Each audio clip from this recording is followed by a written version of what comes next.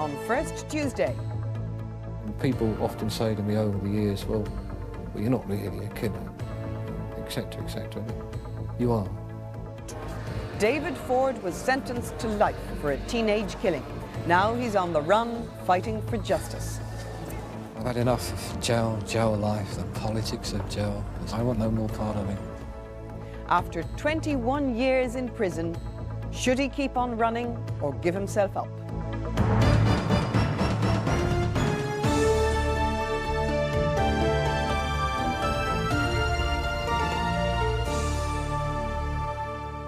Good evening. When he was 15 years old, David Ford killed his friend in a fight. 28 years later, he's still serving a life sentence for manslaughter. Murderers for whom the life sentence is mandatory spend an average of only 11 years in prison. But David's been locked up for twice that long. And for him, as for all lifers, the sentence never really ends. Even when they're released, they are supervised and they can be recalled to prison at any time. Utterly frustrated with this system, one which even now the Home Secretary has under review, David Ford absconded from jail. It was an attempt to escape his endless sentence, and First Tuesday filmed with him as he led the desperate life of a prisoner on the run.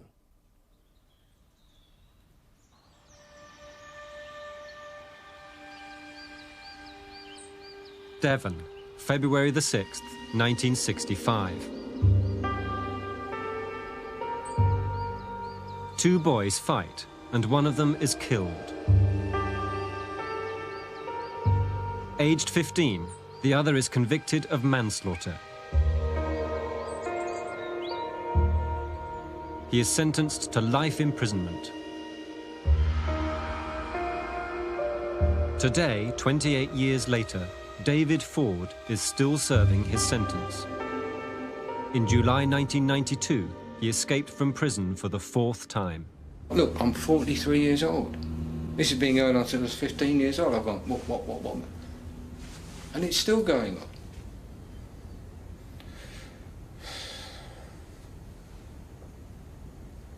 What do they want?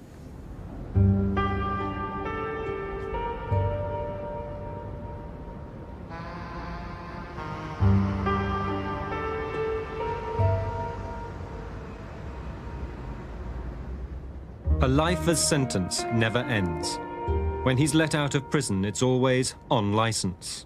The Home Office can withdraw the licence for any reason, and he has to go back. Life means life. Whether you're free legally, licence, or free illegally, it ain't no difference. You ain't free.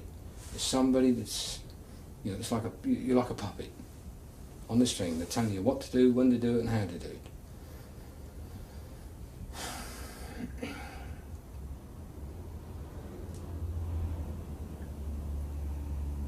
I honestly don't know what to do anymore.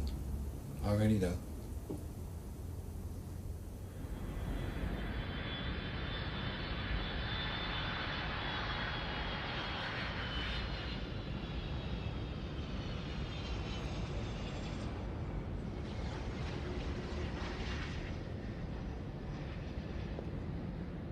David has spent longer in prison for manslaughter than most people spend for murder.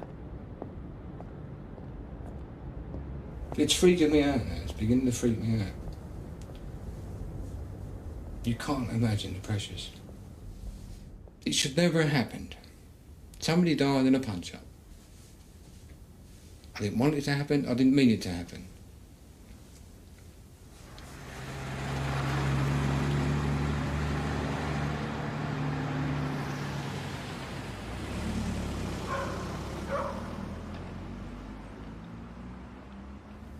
Edward Fitzgerald says that if the appeal goes through, the sentence will be squashed just like that. I'd walk free. He's probably a very sincere man. A very idealistic man. At the end of the day, he doesn't do the time. At the end of the day, he doesn't spend 20 years in jail. Lawyers have fed me so much crap over the years. It's just so difficult to take their words. I mean, they stitched me up when I was a kid. Really stitched me up. Oh, it was embarrassing. 15-year-old boy, poof, light him up, get him out of the way. 10 minutes the trial took. Well, Edward, I'd just like to say thank you very much for being prepared to take on this case. It's David Ford. We briefly spoke on the telephone the other day. David Ford was, in 1965, a young lad of 15, convicted of manslaughter. He was let out in 1976 on licence but recalled, and subsequently let out again and recalled for very minor offences. I'd like, obviously, to see what we can do, and I'd be grateful for your advice as to where we can go from here. I just don't feel I can go on paying for that. One tragic, stupid fight when I was a kid. I'm not a bad man, I'm not a dangerous man. I'm no risk to anybody. But I'm simply caught up in a situation where there's no alternative for me than to react the way I do. David has escaped from prison 3 times in the last 4 years.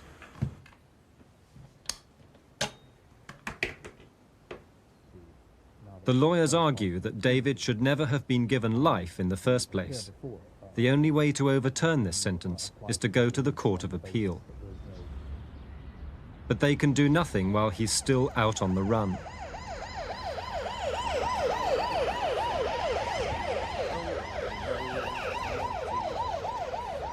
Well, nobody knows the troubles I've seen. Oh, yes, my Lord. Sometimes I'm up, sometimes I'm down. Oh, yes, my Lord. Sometimes I'm almost to the ground. Oh, yes, my Lord. I wake up most mornings wondering if it's going to be another day out here, or my last day out here.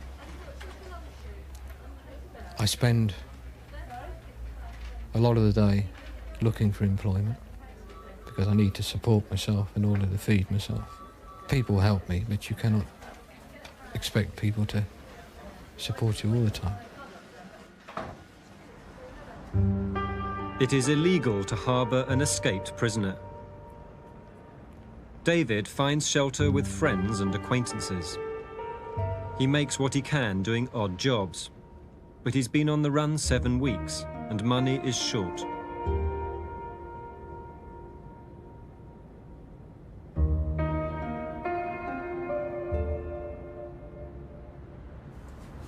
I want to do me bit. It's just so fucking impossible.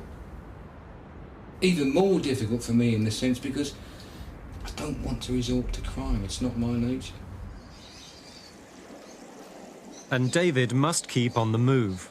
Too long in one place and he could get caught. And it's too risky to go home.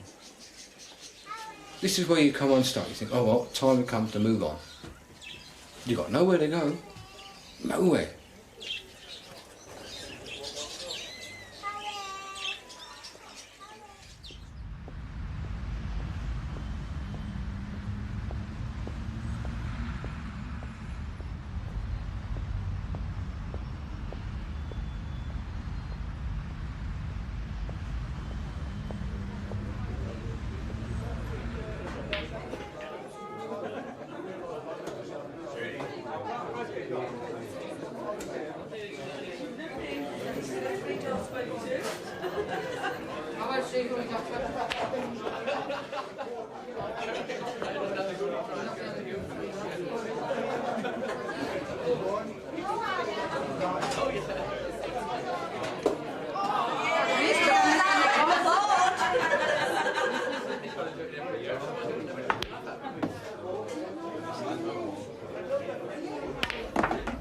You've got no identity, really. You're a man from nowhere. It's very difficult because you have to invent the background for yourself. And that's what life is, on the run. Yeah. You work into? Yeah. All people's homes are care assistants. Oh, I've worked in one of them. Have you? Yeah. Sorry? No, down in Bognor. Bognor? Yeah, Sussex. Oh, yeah. I only did about 3 months there, just sort of voluntary work, really. Yeah. better when you get paid for it. I had a 79-year-old. It's a bit easier when you get paid for it. I had a 79-year-old girlfriend. My boyfriend's were 89. It's excellent. Oh, all right, mate. Cheers. Jackie, Thirsty work. right next, pint of scotch and a half lager, please.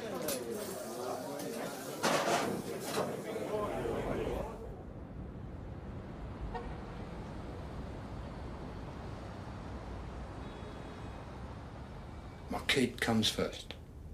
He's got to. I'd die for the kid. Well, you've got kids of your own. You know, maybe you think twice about your wife, but if you know what I mean, you die for your kids naturally. The kid's all I got. The kid's all I got that's associated with freedom and love. It's the first thing in my life. I had nothing to do with the prison service, nothing to do with fucking Home Office, or whatever. But now they're robbing me of his life. He's paying the price now. I'm paying the price as well. But he's paying it greater than me. It's screwing his head up. Where's my dad? Why is my dad away? My dad's not a bad man.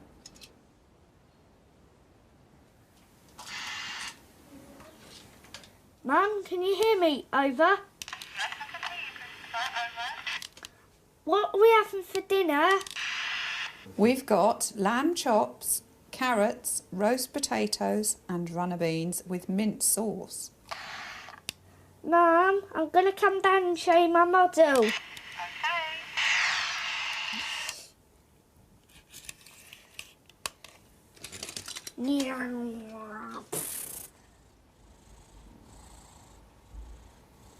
It's a very strange situation to be a partner of somebody who's absconded. I push it to the back of my mind as much as I can and just try and get on with my life and Christopher's, but it isn't easy. You're in limbo. You can't see them.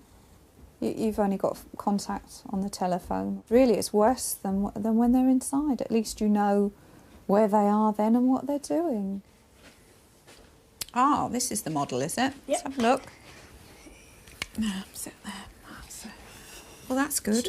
It's stressful for us as well because we're always thinking, you know, who's going to knock the door now? Usually policemen saying, have you seen him? Where's he been? What's he doing? I know, but they're all in my bedroom. Oh, well, never mind.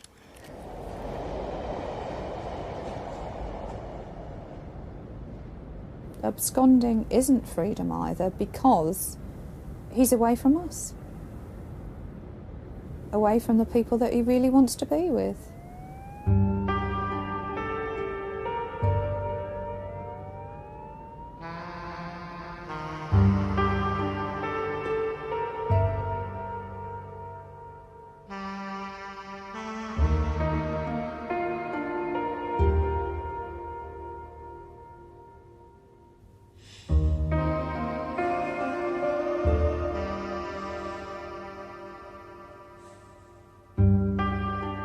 I grew up in a council house, and it was always a struggle to make ends meet.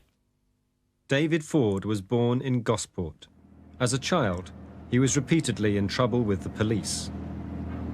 I got busted again for playing truant, and I and another guy decided to steal a 30-foot yacht and sail to South America where there was no extradition. We were about 11 years old then.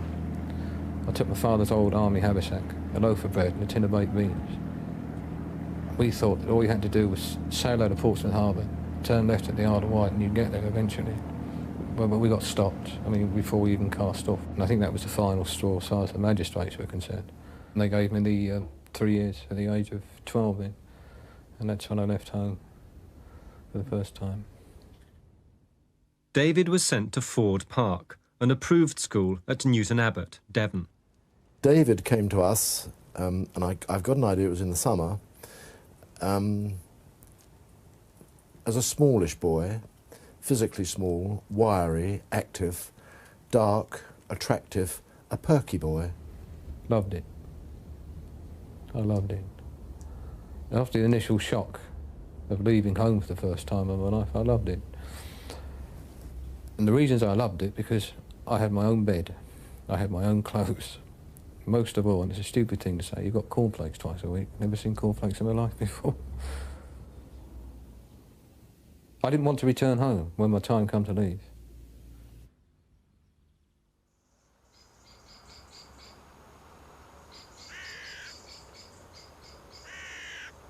When he left, aged 15, David went to work on a Devon farm. Another worker was Patsy Alderman. It didn't have a very happy atmosphere at all, the farm. It was very cold and damp there. While he was there, he was sleeping in what I termed it as an outhouse. It was just a building attached to the side of the house. He had his bed in there, very little else. David was doing lots of work and living out there, stuck out on his own, on a limb.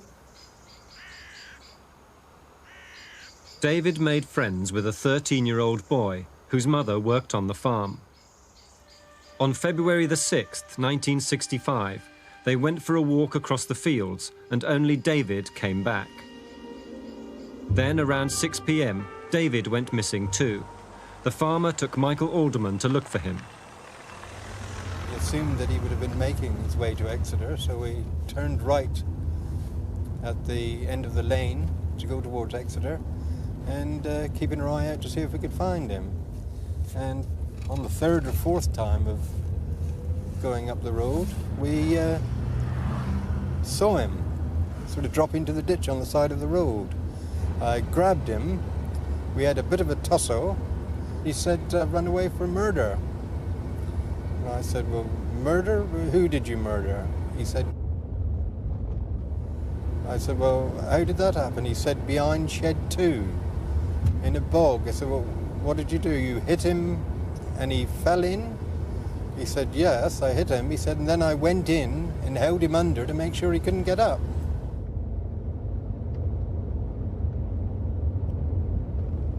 We've slipped, we've gone down on the ground, we're rolling around on the ground, wrestling on the ground, and then we've ended up in this mud-filled ditch.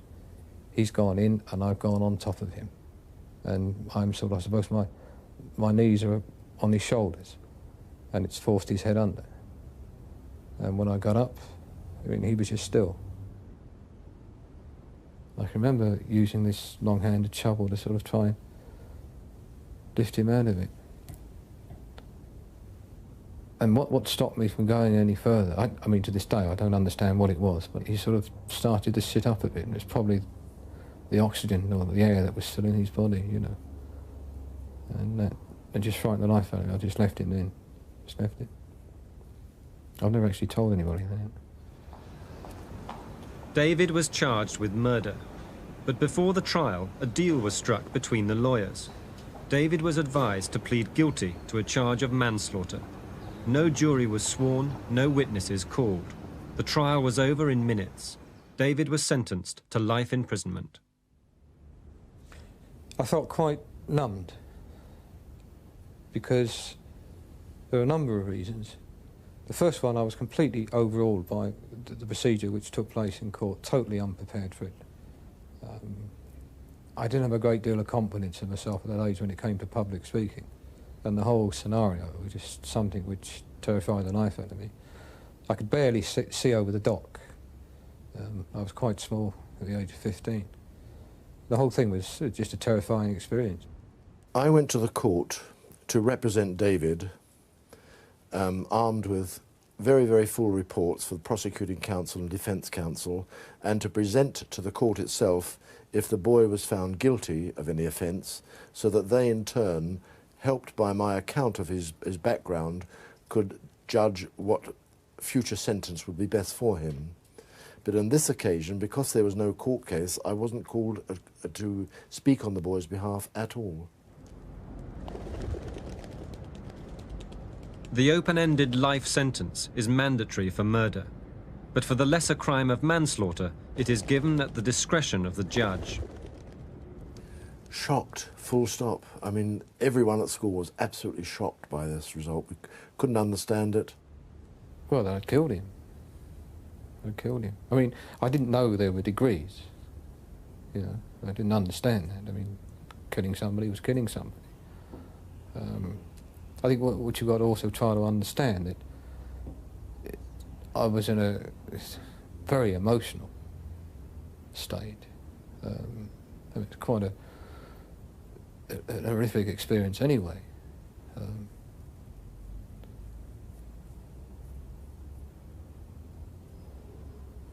It's something that takes you a very, very long time to come to terms with. And when people often say to me over the years, well, you're not really a killer, etc., but you are. To kill another boy in the manner in which he was killed was totally foreign and not David at all. He wasn't that kind of boy. He was always open, nice with other boys, and to me, he never had it in him to commit that kind of offence. It must have been a fight between two boys that went tragically wrong. That's honestly all I could think. A fight that had gone tragically wrong, because he was such a nice boy. My first thoughts were, I'm sorry, I thought he was a dreadful boy, so my first thing was that he instigated it. It had to be him who instigated it. The victim's school had complained to the police about him, and he himself had made hoax phone calls to the police station. His mother used to come over and say, please can you come and help? He's beating Uncle Pete up again, and he's being rude and violent in the caravan. And Mike used to go over, my husband used to go over there, and what could he do? He was nearly, well, bigger than him actually in size. He was just a very aggressive boy, not at all pleasant.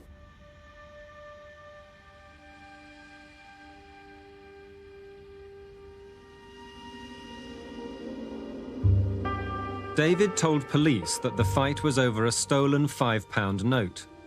But after the trial, he told prison psychiatrists that the victim had propositioned him sexually. If this was true, it could have made a difference to the sentence and may now affect a future appeal. To me, it would have been a very strong mitigating circumstance as to why David committed this particular offence. But why it was never brought to light, I don't know. The detective inspector in charge of the case believes, 28 years later, that the crime was a teenage fight that went terribly wrong. That if they hadn't been close to the muddy ditch, it might never have ended in death.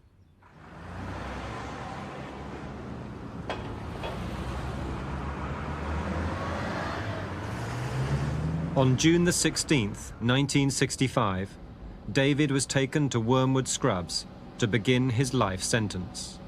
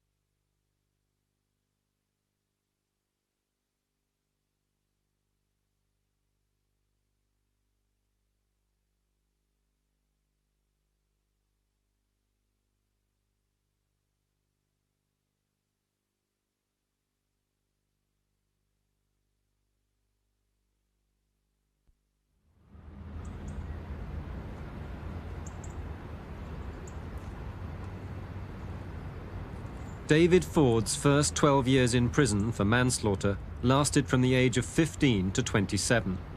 He served time in 17 different prisons and ended up at Wormwood Scrubs. As a lifer preparing for release on licence, he spent his last 6 months in the prison hostel.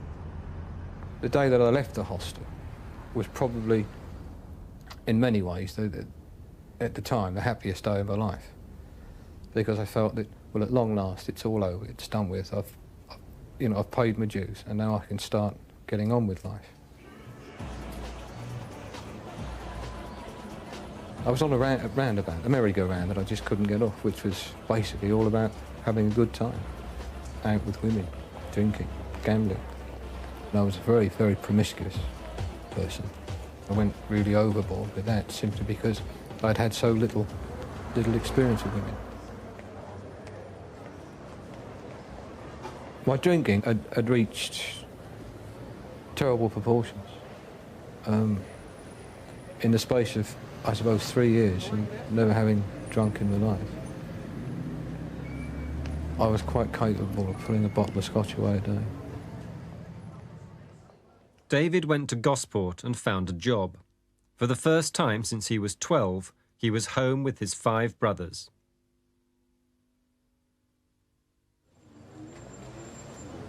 But now his drinking got him into trouble. His crimes ranged from bouncing cheques to criminal damage, crimes for which most people would not be jailed. But as a lifer on licence, David was recalled to prison 3 times. I just couldn't believe that, having committed my offence so young, that I literally had to forfeit the rest of my life. Although there was freedom, there was no liberty within that freedom. There was, you just walked around literally feeling that you had a ball and chain on your ankle. Lived in fear all the time. And David Ford believes he should never have been given a life sentence. In the 60s, judges tended to give so-called merciful life sentences to young offenders, the idea being that they would be released as soon as it was safe to do so. The only consideration: is the lifer a risk to the public? He's a petty offender, but also he's a hard worker when he's got a job. He's intelligent. So perhaps he might have been a villain but then settled down, especially if he'd met Julie. I think that she has a very good influence upon him. When I saw my son being born, it just wiped everything out that had gone before. Suddenly there was purpose in my life. There was something that was a part of me that had nothing to do with prison, the Home Office, the probation. I just looked down at him and I thought, no, this has got to stop now. Because you can't screw his life up. You're responsible for him. The last time David went back to prison 8 years ago, he'd committed no further crime.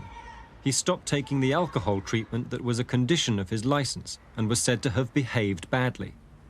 The Home Office can recall a lifer to prison on the advice of a probation officer.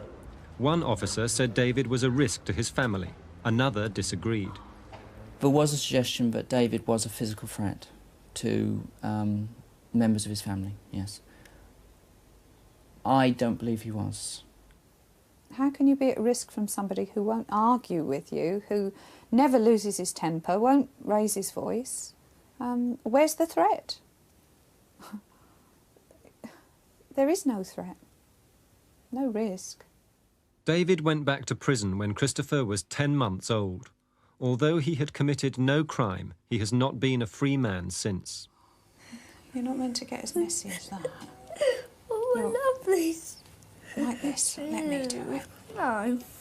Come on. Let me start it off and then you can put your fingers in a minute. Julie has brought up Christopher alone. I think that's not unusual for you, is it? Look, don't make... The only time they've met as a family is on the 3 occasions when David has absconded from prison. He isn't serving time for the original offence anymore. That's been dealt with. That's gone. David is now serving time because he's the unreasonable man. He's awkward. He won't comply. He won't jump through the hoops. Last year, the Home Office told David Ford that his absconding was immature and impulsive, and he could expect no more sympathetic treatment. There is an injustice. He's done his time for the offence. He isn't, in my opinion, a danger or risk to the public, and therefore there can be no reasonable grounds for keeping him in prison any longer.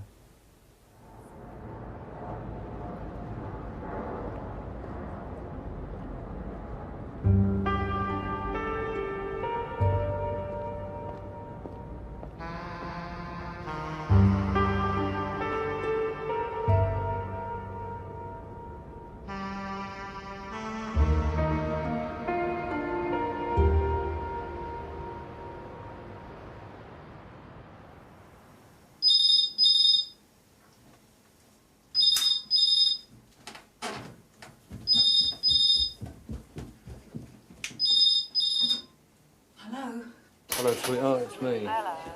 Hello. I've got a place sorted for the weekend. Yeah. I'll pick the keys up tomorrow. Yeah. How's Christopher been? Has he been sort of behaving himself? Yeah, not too bad. Yeah. Oh, does he know there's a possibility that we might meet over the weekend? Yeah. Oh, yeah. How's he feel about Yeah, that? he's quite looking forward to it.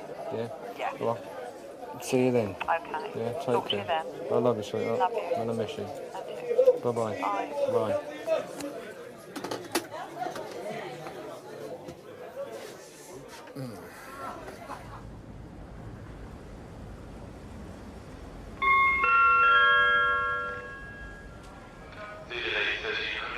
Service from London King's Cross, 1547, intercity service from Barrington Bar and Edinburgh Waverley, will arrive at platform 2 in approximately 3 minutes.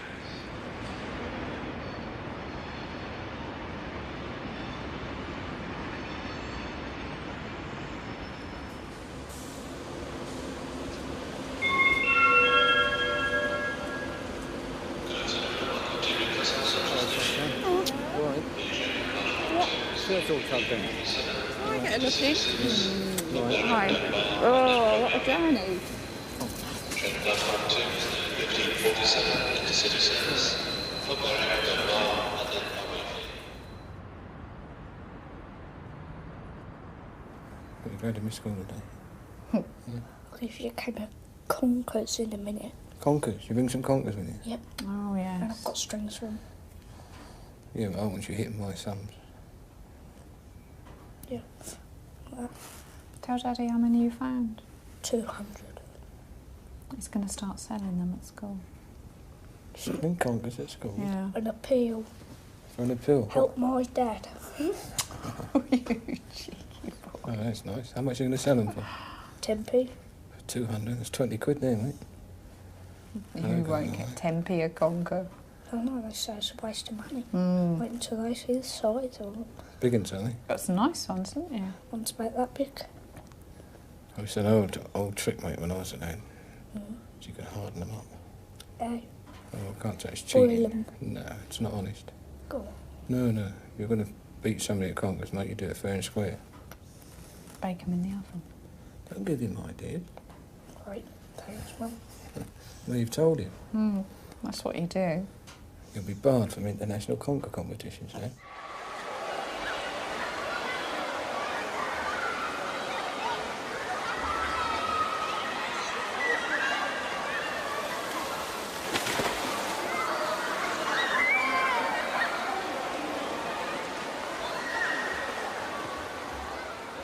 It's lovely to see them together. They've got an extremely good relationship. Sometimes I get a bit jealous, actually, because I think, you know, oh, you're too close. I sort of get nudged out of the way a little bit.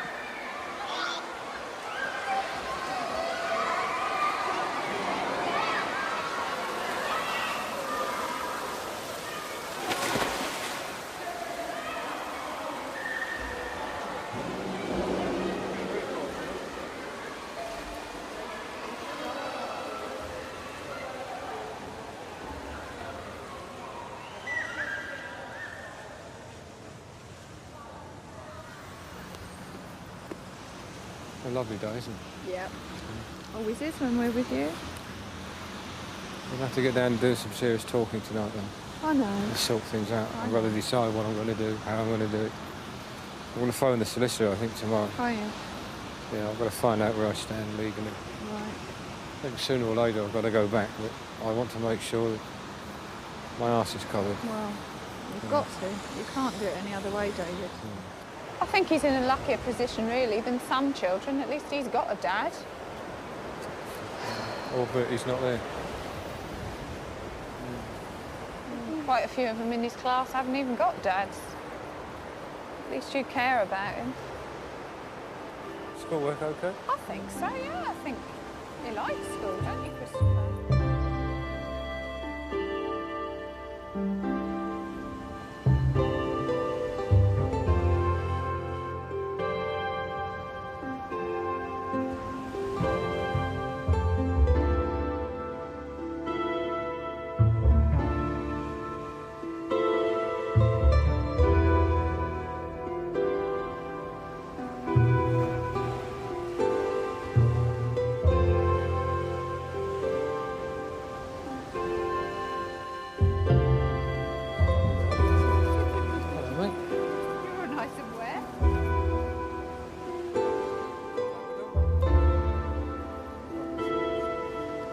Someone throws rock.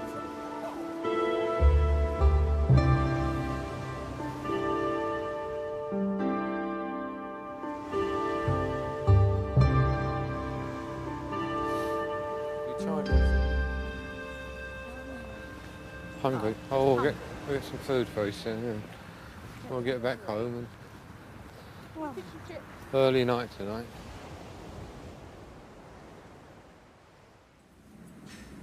Chips are nice.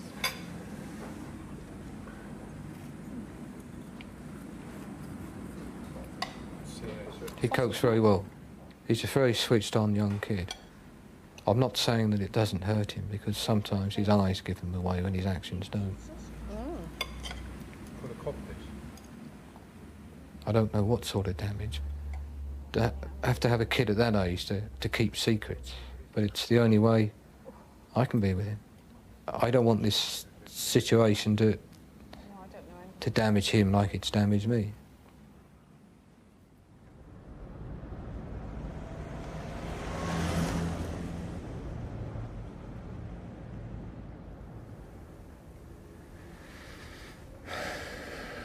It's time it all came to an end, isn't it? Yep.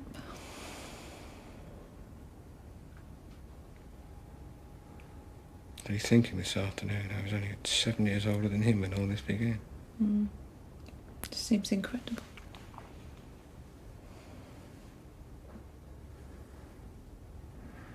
I don't want to go back to jail. Well, we'll always be here. It doesn't matter what you do, does it? We're not going to disappear. Just supposing I do go back, and everything works out fine. They have to release me. I go back to the appeal courts and I win the appeal.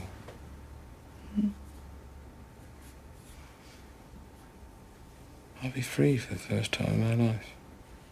Absolutely free. That frightens me too. Why? Because I've never been free.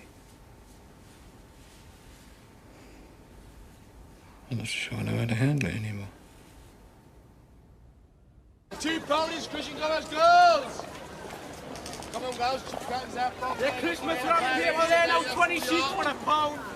20 for a pound, you're not better, girls, I told you! Friendly neighbourhood watch. Big lads the coppers, aren't they? They are. Well fed. Well, don't forget, everything looks it's 1992. Good towels are very expensive. I mean, it's a Anyway, forget about $14.99. I used to know it on a Sunday morning when my grandfather used to suggest I coming won't down. even charge you 12 quid. So you're wrong. Clever I've never British seen don't there get so many people around, are They are not 12 quid. Christopher I'm Lloyd. going to make them pounds upon pounds cheaper. And I mean a hell of a lot cheaper. You are a good man, aren't you?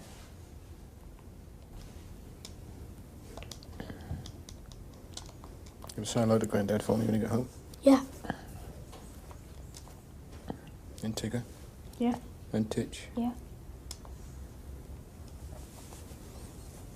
What's happening this week is I've got to go and see my lawyer. We've got 1 or 2 things to talk about this situation. And he seems pretty confident that if I go back, they can resolve the situation. So it could be, if everything works out well, Daddy could be free for good. No more leaving home again. No more being locked up. No more being away from you and Mummy again. But you've never forgotten. Daddy loves you very much. I know you love me, don't you? Bundles? I love you, Bundles, too. Time to go very soon.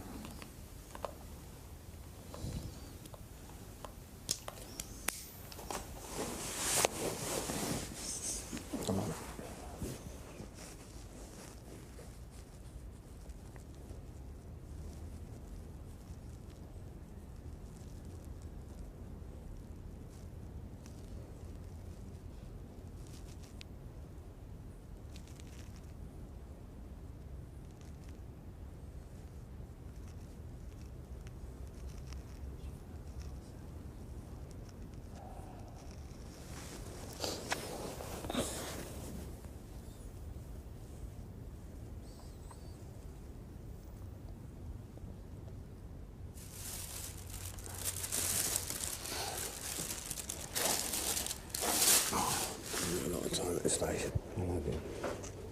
Keep strong, all right? Phone you tonight. Be all right. It'll all work out in the end.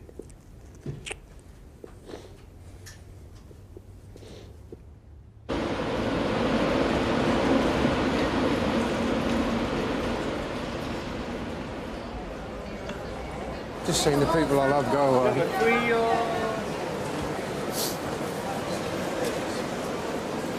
They're all I have. All we have is each other.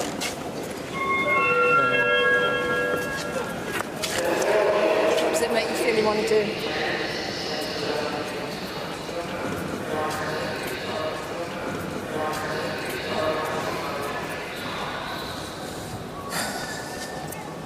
Go on fighting it till it's put right, because it's wrong. Paradoxically, surrender for their sake, so they know where I am, so they know that I'm safe. The way I feel at this precise moment, lawyers, judges, they can all go to hell.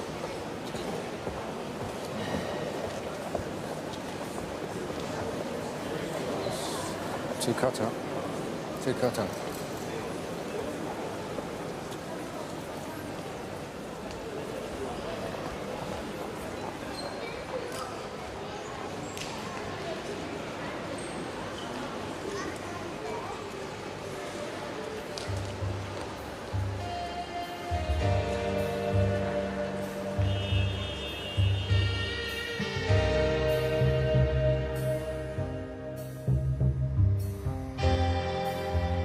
What I've decided to do after taking legal advice is to surrender.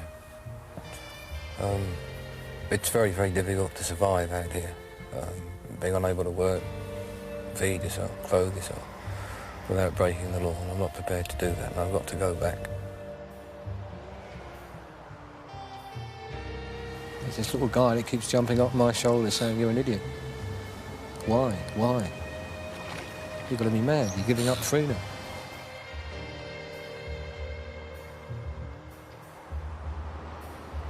All I'm really doing is that I'm just travelling closer and closer to a prison cell.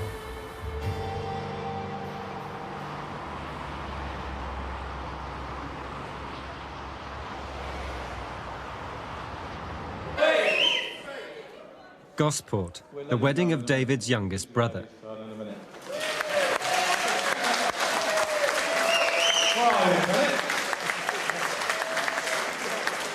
I want to thank you all for being here. I would like another member of the family to be here, but he can't be. Okay? But I would like to say thank you all for what's happened here. I've enjoyed today. You've all been lovely. Thank you. My family, my dad there, who's just about to cry. He must have had a loser. But thanks very much, Dad. Love, Mum. She's a card. That woman's a card. She is a card. I think I'm going to do anything. It's going to waste time, so I can put it off until the last possible moment. I'm not going to give them a minute that I can keep for myself. I'm not going to give them 1 second that I can keep for myself.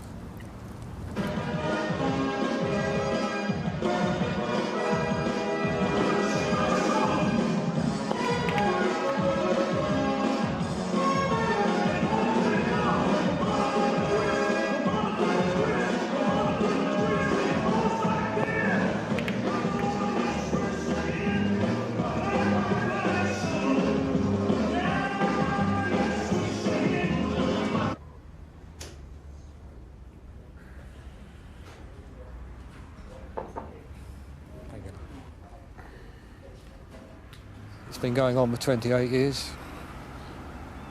21 years of that actually imprisoned.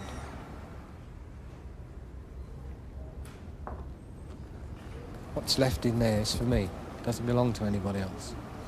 It belongs to me and the people I love. And I've got to hang on to that at all costs.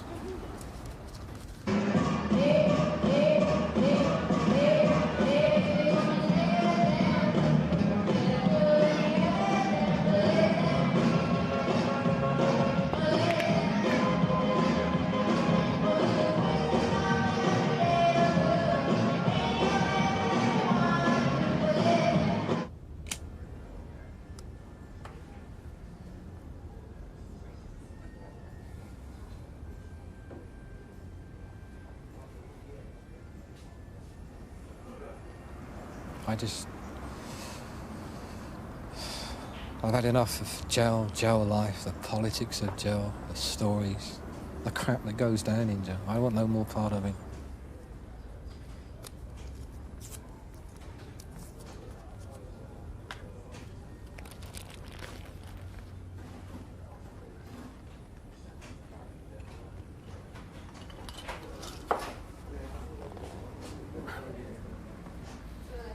Thanks very much. Good night.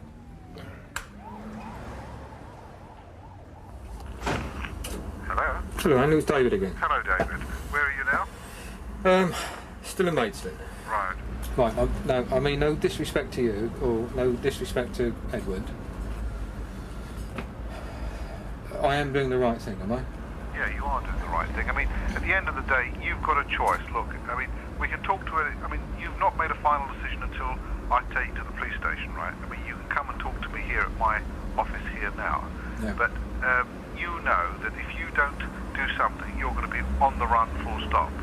What sort of life are you going to give you and Julie and the family as a Well, I personal mean, run? you're right. I mean, if it wasn't for the fact that I had a wife and child, it would be no problem, rest assured. I could vanish into thin air, no problem at all. No problem at all. Well, I mean, this is the point. I mean, you can't vanish because you have got someone who loves you dearly. I've got responsibilities. You've got responsibilities, and the fact remains is that, I mean, the time is right for you to surrender yourself. It's your decision, which you are churning over even at this last minute. It's your decision to give yourself up, isn't it? For which you will get the credit. But what you may find yourself, you might just find yourself arrested when you see Julie or someone, and then, you know, it's not as good as surrendering yourself. That's your legal advice? Once and for all, take and sort this all out, David. Okay then, Andrew. You'll see me within an hour or so. All right. Okay. See you then. Okay, thanks See a you lot. soon, David. Bye-bye. Bye. Goodbye, everybody. I've got to go. Gotta leave you all behind and face the truth. Mama,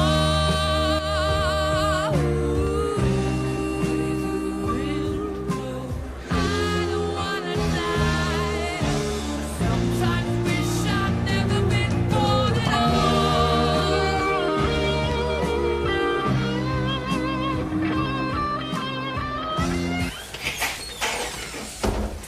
Cassidy!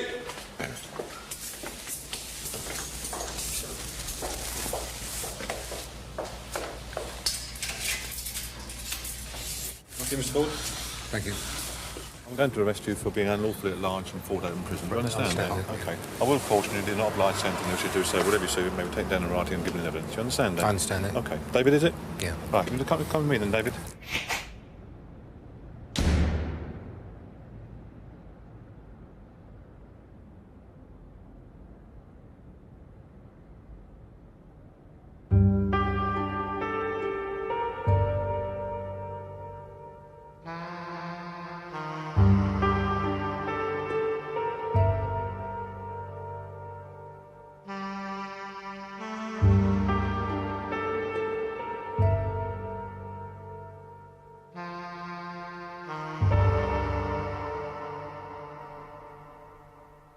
In making this film, First Tuesday did nothing to further David Ford's life on the run.